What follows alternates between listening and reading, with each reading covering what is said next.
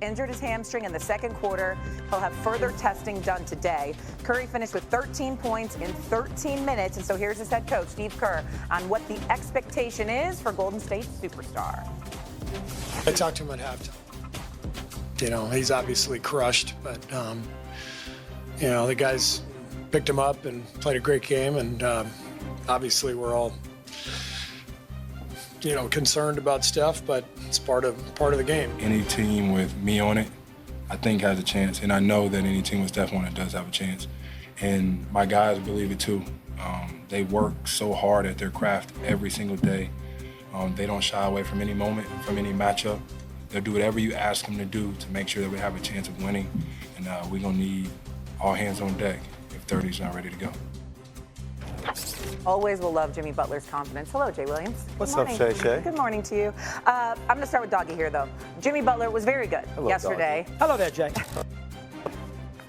Pleasantries. Hello. Okay, he's not talking to you. There you go, just a nod. Jimmy Butler was really good yesterday. He was 2 assists shy of a triple-double. Great.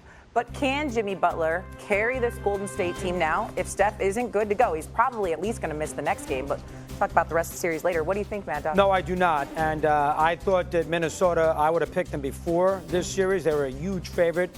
I'm surprised they played so poorly. Draymond Green had the best first half I've ever seen him play offensively. He played great offensively. He scored 14 points. He made 4 threes. And obviously Butler's going to do what he does. He's going to, he's going to fill the stat sheet. And Buddy Hield's playing well right now. He played great against Houston in Game 7, and he had, what do you have, about 20-something points last night?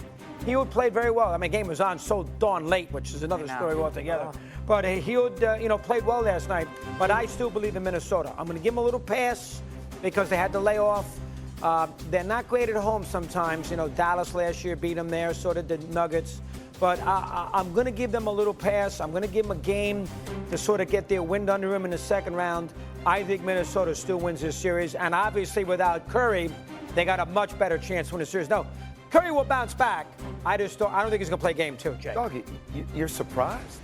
That feels very disrespectful to the Warriors. You know they're 3-1 versus the Timberwolves this year. Right, without Butler any of the time. And what does that say? And you know this team has been the #1 defensive team in the league since Jimmy Butler has made the trade. And you know the reason why everybody keeps talking about how great they were against the Lakers and the physicality. And I give them a lot of credit for that.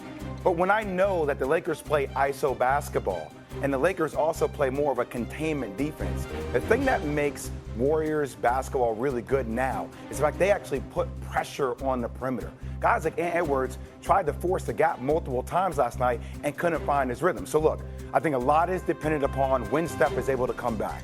We'll learn if that's a grade 1 sprain. If that is, that could be 1 to 2 weeks. But you could make a case that all Jimmy Butler needs to do is get you 1 game in the next 4. And then they 3-2 when he comes back for games. Yes. If you can give him 2 weeks of break and he does the right kind of rehab, Jimmy Butler has carried some other teams with lesser personnel. No offense to Goran Dragic and Duncan Robinson and all these guys he took to the NBA Finals, okay? Yep. And who they beat in Milwaukee and Indiana. He just needs to give you 1. If he can give you 1 against a team that actually defensively doesn't play defense to the style in which the Golden State Warriors play, that's all you're asking. Stevie?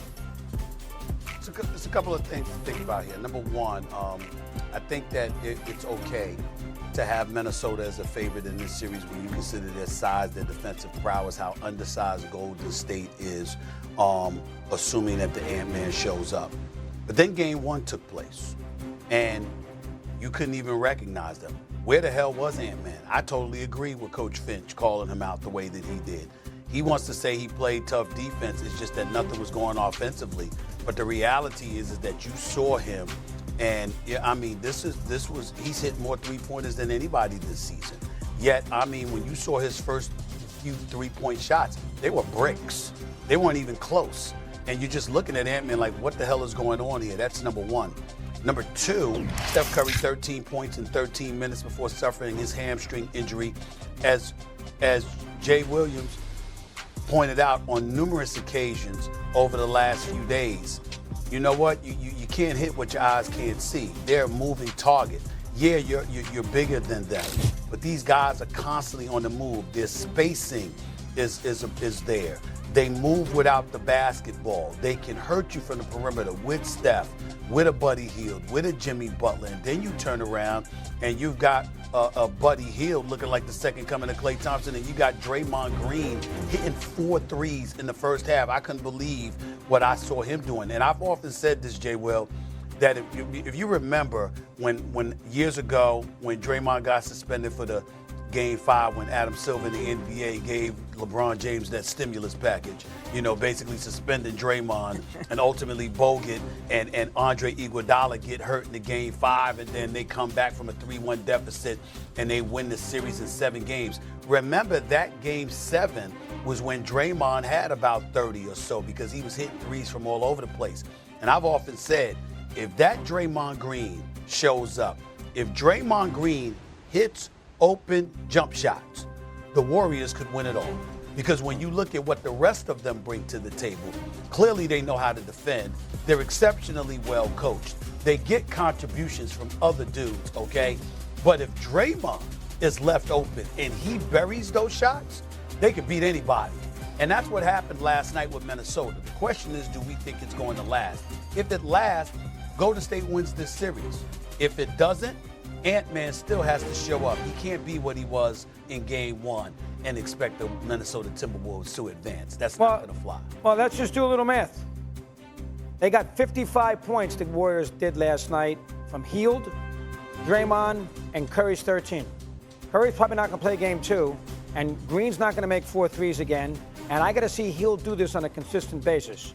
They're not going to score 55 points. He did it last series. He did one game, Game 7. He played great. Yeah. He played great. That's a pretty good data. No, I know, but still, he's a little inconsistent. Be fair. You're going to count on 24 points a game from him in this series? I can't count on that. That's not fair. All I'm saying is everybody keeps talking about size. Size does nothing for you when you're forced to play on the perimeter. Who won the rebounding battle last night? I'm sure that the Warriors were plus 10. But Warriors had 18 offensive rebounds, long rebounds. I'm just saying, very different style. I agree with you that I think the Wolves are going to bounce back. No doubt about it. I'm just saying, I think this is going to be a series. Well, I mean, I could see, obviously, 6 games. What did Minnesota shoot from 3 last night? 5 for 29. They are a very good three-point shooting team. Those weren't open looks, doggy. I mean, those were contested looks. They were playing with their back towards the basket. And I'm going to say one last thing. I'd have to look at all the shots, but you're going to get some open looks when you miss that many, take that many of them, right? Can't be all contested. Yeah. I had something for Stephen A. Stephen A., we got into this little thing the other day. Yep. And I did your show the other day. It was great. We talked about Jason Tatum. He said it wasn't a good time for me to talk about him being the face of the league. Do you feel that we kind of crowned Ant Edwards? Come on with that nonsense. Crowned Ant Edwards the face of the league. I knew you were going to say that. All this guy does is talk, and he has yet to show us something for it. And yesterday was a good example. I'm sorry, but go on. Hold on, whoa, Shay, I think that's a bit harsh. Hold on, let me answer. They jumped on him. I think that's a bit harsh, Shay. That's a bit harsh, Shay. Jay was about the man. No, you jumped. Don't try to put it on me now. You said it now. You said it. I just want to see him be about it, not talk about it. There's a slight delay here. I'm in the mountains. You know, that's why I got in this turtleneck. It's cold here. Okay. I mean, it's a slight delay. Work with me, y'all. So let's look at this. Ant-Man has sent home Kevin Durant, and Devin Booker, and Bradley Beal via a sweep. And Brown was he like sent 40, home man. Jokic and Jamal Murray in a Game 7 on their home turf. And then he turns around this year and sends home Luka and LeBron in 5 games.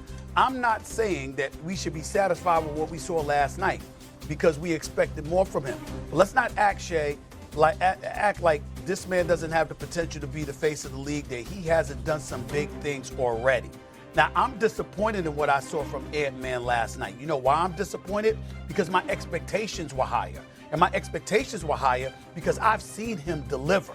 It's not like he's never delivered. This isn't some James Harden that appears allergic to Game 7s or to Game